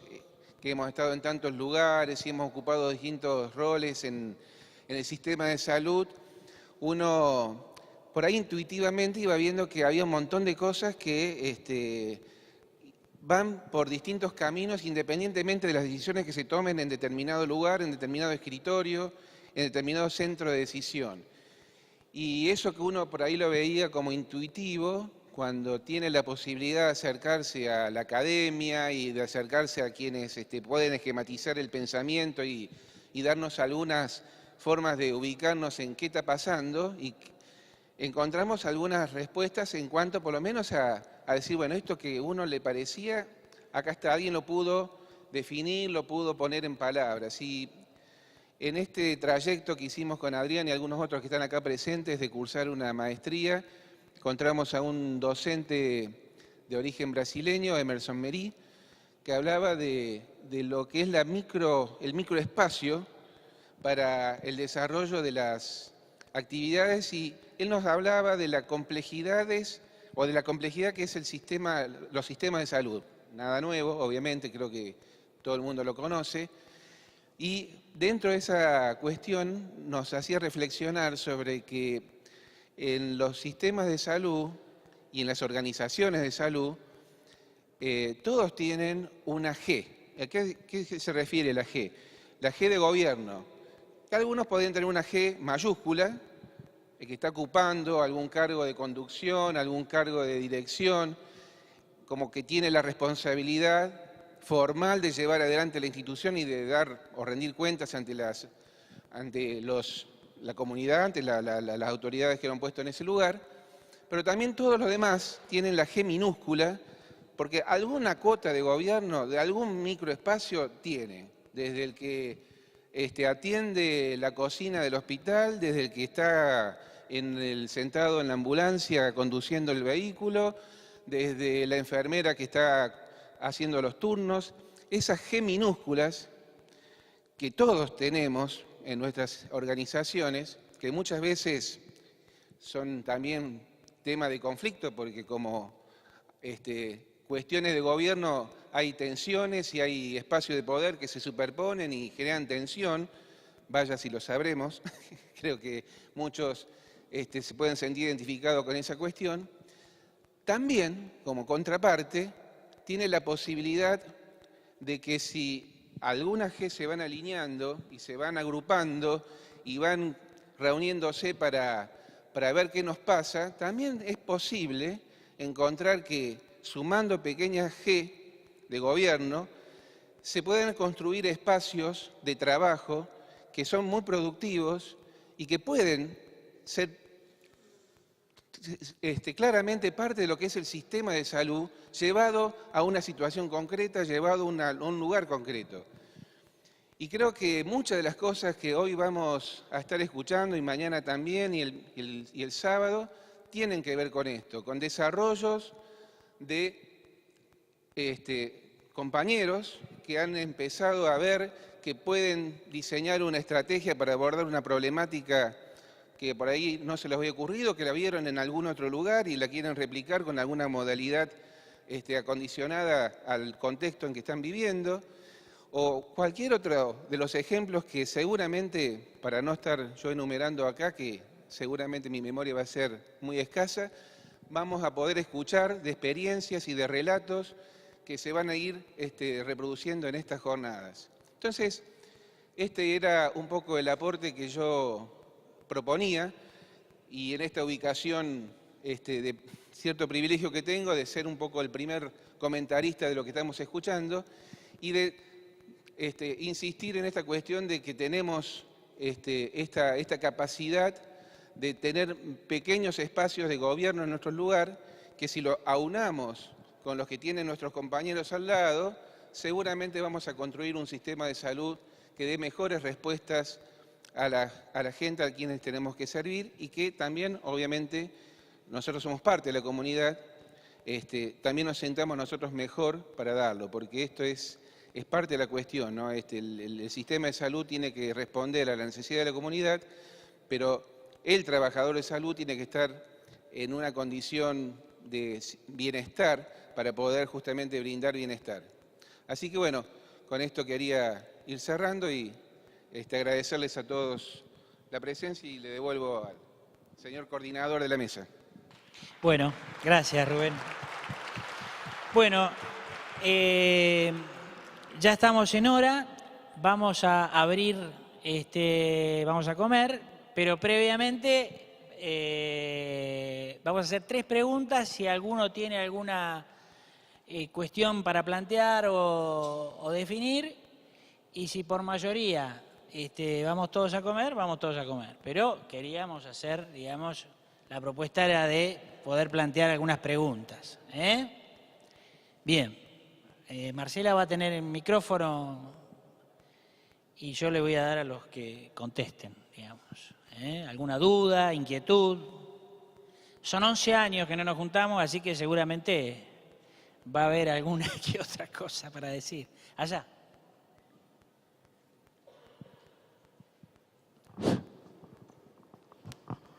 Si yo llego a hacer esta pregunta, me parece que no vamos a ir a comer, pero bueno. No, a Mario le quería preguntar,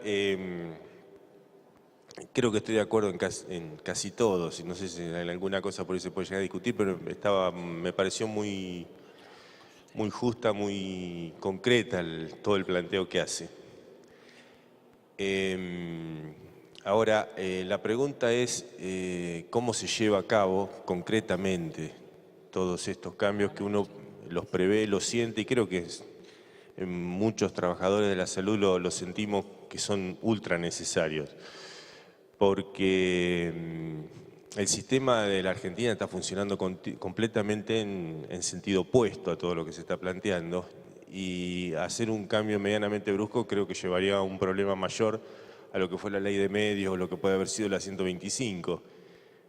¿Cómo lo ven? ¿Posible, no posible, a corto plazo, a largo plazo,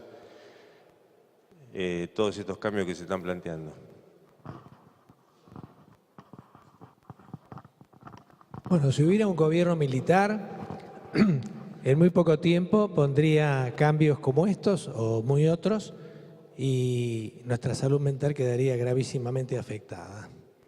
O sea, los cambios, si se hacen sin un acuerdo y sin un diálogo previo, conspiran en algún punto contra los mismos objetivos que se persiguen. El carácter humano es ese, digamos, a diferencia de la situación de otros reinos, ¿no? Nuestra naturaleza se autotransforma, a diferencia de los minerales, a diferencia de los cambios genéticos de las plantas. Por lo menos no lo han expresado los perros, que se estén autotransformando y construyendo su propia historia.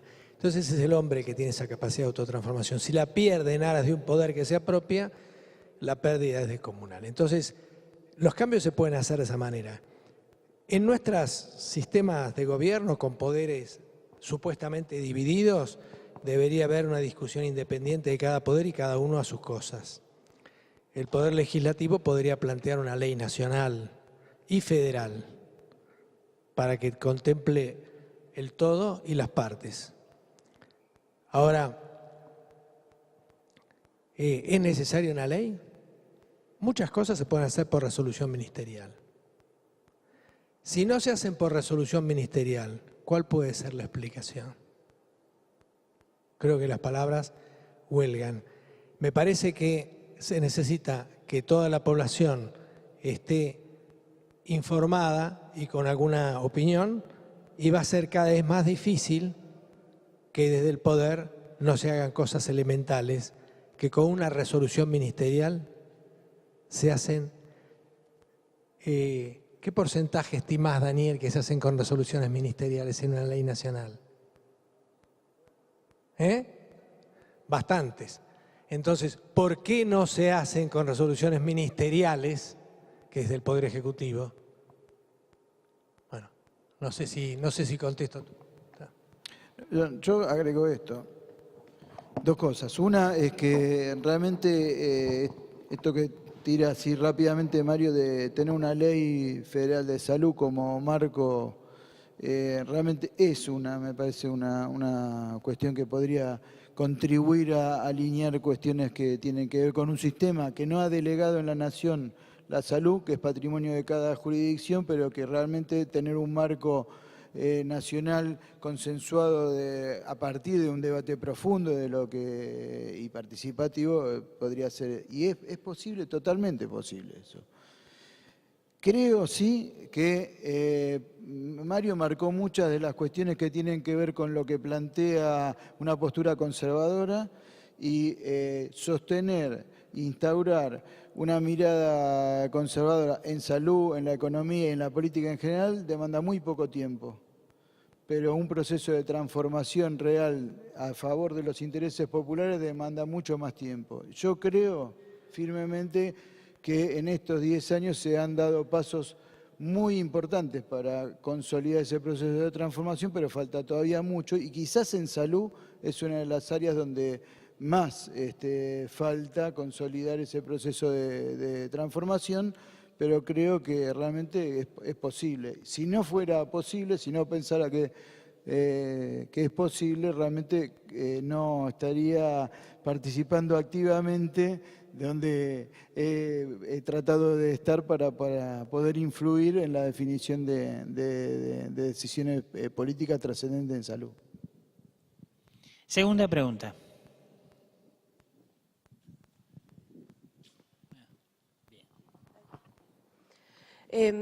Bueno, en primer lugar, yo soy residente de primer año de la sede de Chosmalal y de las dos ponencias que escuché, me cuesta mucho pensar en el sistema de salud como una simple herramienta o una estructura que se pueda leer tan simple, digamos. Y que a mi criterio requiera de que se sostenga básicamente con todas las personas que lo integramos. Entonces, en ese sentido, plantear que esto claramente requiere de una cuestión ideológica fuerte a la hora de transformar y sostener un sistema de salud y de esta discusión de partida de qué es lo que nosotros necesitamos o creemos que necesitamos, como parte del sistema y como comunidad también, porque somos parte de las dos cosas. Y en este sentido también mi pregunta, ninguno de los dos hizo referencia a los sistemas de residencia o a la formación que tienen los médicos generales que están incluidos en este sistema. ¿Qué rol ocupa el médico general actual, el que hoy forma parte del sistema de salud, en la formación de los médicos generales? Y en este crecimiento de la medicina general, ¿qué cuestión ideológica les parece que tiene que estar claramente incluida en la formación de los médicos generales?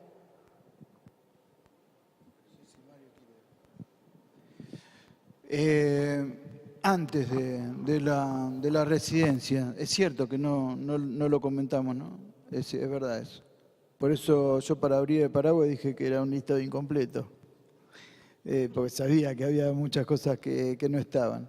Pero antes que la residencia, yo creo que hay todo un desafío en la formación del grado. Creo que hay un desafío que tienen las escuelas de medicina de todo el país en relación a qué médico, qué enfermeras, qué trabajadores de salud necesita el país.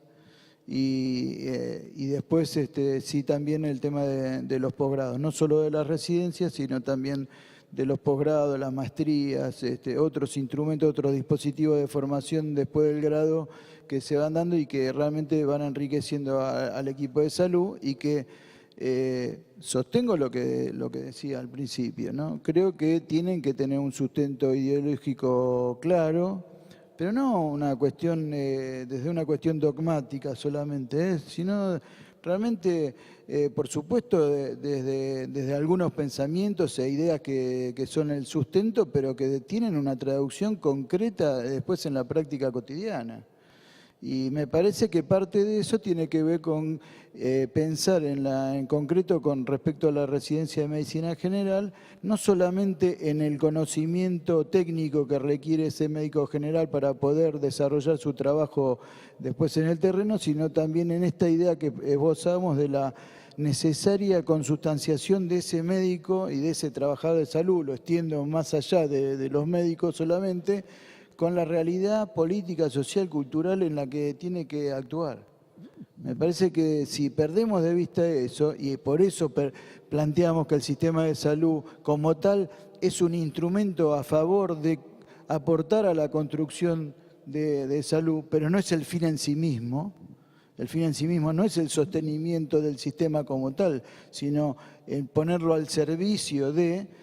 me parece que esto es parte de lo que claramente tiene que recibir el médico general para entender dónde va a estar, cuál es la inserción que se pretende y cuál es el compromiso que renueva durante su formación y después en la posresidencia respecto de su participación como ciudadano con el privilegio que ha tenido de adquirir conocimientos, gran parte gracias al esfuerzo de toda una comunidad que nos dio la posibilidad de poder desarrollarlo. Y me parece que retomar esto, que parece hasta un punto de vista romántico, tiene que ver claramente con el sustento de qué es la motivación que nos llevó a ser no solamente trabajadores de salud, sino a estar en un sector específico de ese sistema de salud en general. Y me parece que ahí es donde se expresa.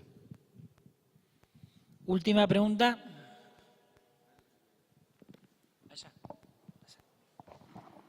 Bueno, me parece que las aperturas no involucrarían solamente al médico generalista, sino en relación con, ¿no? Entonces, la relación con la comunidad y, por supuesto, con todo el equipo de salud. En ese punto, me parece que la mirada tiene que ser no solamente técnica, como dice Daniel, que muy bien incorpora otro tipo de desarrollos, o sea, tiene que haber una mirada estratégica y una mirada política ya en la formación. No podemos desconocer nosotros que la idea de la evidencia, por ejemplo, Cochrane mediante, es muy inferior a la idea de la relevancia. Los que estudian la evidencia no estudian la relevancia de la evidencia que estudian. Y la evidencia que estudian es poco relevante en muchos casos. Entonces, se necesita un conocimiento técnico acompañado de lo estratégico y de lo político, en una interciencia, en un desarrollo entre ciencias. En ese sentido, la incorporación de las ciencias sociales en la formación médica. ¿Para conocer qué? Para conocer la ética, para conocer las ciencias sociales, las teorías sociales, y para descubrir esos supuestos que sostienen la acción. Porque cuando uno actúa todos los días, actúa mecánicamente llevado por el desarrollo técnico, fundamentalmente las destrezas, pero están sostenidas por, tienen un sostén, tienen un anclaje en un desarrollo que supera la técnica o que enmarca la técnica o que subordina la técnica a valores y a ideas de cómo se construye y transforma la sociedad. Y es ahí donde tienen que estar las teorías sociales al lado del conocimiento duro, biológico, etcétera, etcétera, en una interciencia que incorpora la indisciplina del conocimiento no disciplinado, ¿no? Que lo tiene la gente que no tiene el disco de la disciplina, significa disco, un disco con un redondelito en el medio, o sea, un conocimiento con un límite centrado. Entonces hay que pensar en que la creatividad surge a través de el romper justamente el conocimiento disciplinado. Quiere decir que tenemos que tener una apertura muy grande en la formación en todos estos temas, ¿no? Y conocer las cosas en la calle, o sea, en el campo, que es lo que muchas veces se desconoce. Hay conocimiento a través de la documentación y a través de la experiencia transmitida, pero no en el campo directo de los hechos. En ese sentido, el área de programa, definida como región y además nominalizada, da la idea de que uno ahí mismo tendría que comenzar la formación, ¿no? También. Incorporar lo ecosocial, o sea, el médico está desambientado. Cuando digo el médico, digo todos los profesionales de la salud. El modelo médico hegemónico no es del médico, como dice Menéndez, sino de todo el equipo de salud, ¿no? El que creador de la denominación médico hegemónico, él dice que eso no se refiere al médico, sino que se refiere al médico de salud. Entonces, lo hegemónico es desconocer el ambiente, hay que tener un conocimiento ecosocial, es inseparable lo ecológico de lo social. Bien, ahí la compañera. Sí, no, yo lo que quería ver y lo que estoy viendo en los últimos años, la resistencia que hay de los residentes que salen de la residencia de medicina general para ir al campo, como dice el doctor. Hay mucha resistencia, la mayoría quiere quedarse en los hospitales de mayor complejidad, haciendo emergentología, haciendo un montón de otras cosas en vez de haber terminado una formación en medicina rural, ir al lugar donde creo que necesitan la población y la gente, pero es muy difícil mandarlos a rotar al interior, mucha resistencia, pero yo no sé si está, cuál es la causa, si es en la formación o en la currícula que tienen, o que después que eligieron la especialidad, en el transcurso cambian y empiezan a hacer eso. Por ejemplo, un médico rural querer quedarse en el hospital central para hacer emergentología. Bueno, es uno de los debates también que se plantean y pues estaría bueno un estudio epidemiológico para realmente ver si es el relato o es la realidad, digamos, ¿no? Impresionaría que es eso, pero habría que ver. Yo creo que de alguna manera somos también producto de lo que... ¿Por qué un alumno de la universidad, de cualquier universidad, de cualquier escuela de medicina, cuando egresa y hace una residencia, va a tener un patrón de conducta, de preferencias, de opciones diferentes del que tiene la sociedad que lo está bombardeando continuamente con un sistema capitalista, consumista, individual?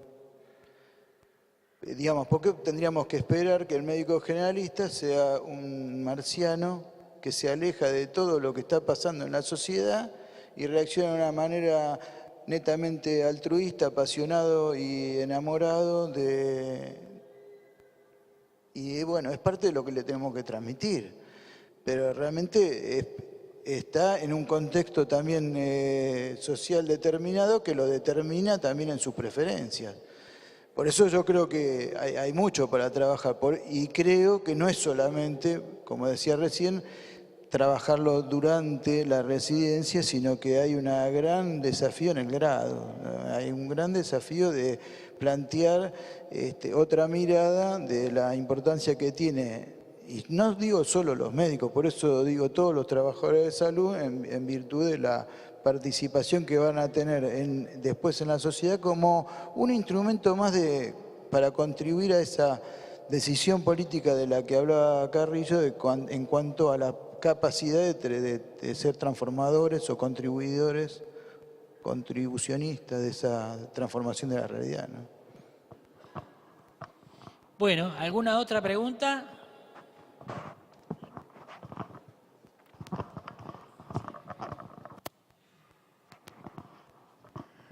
Simplemente quisiera resumir la impresión que me ha dado todo lo que escuché. Y creo que el único camino es incluir dentro de las medidas los saberes ancestrales. Y lo resumiría en una pequeña estrofa. Para empache mal de ojo, la machi te da una mano, pero si es peritonitis, más te vale un cirujano.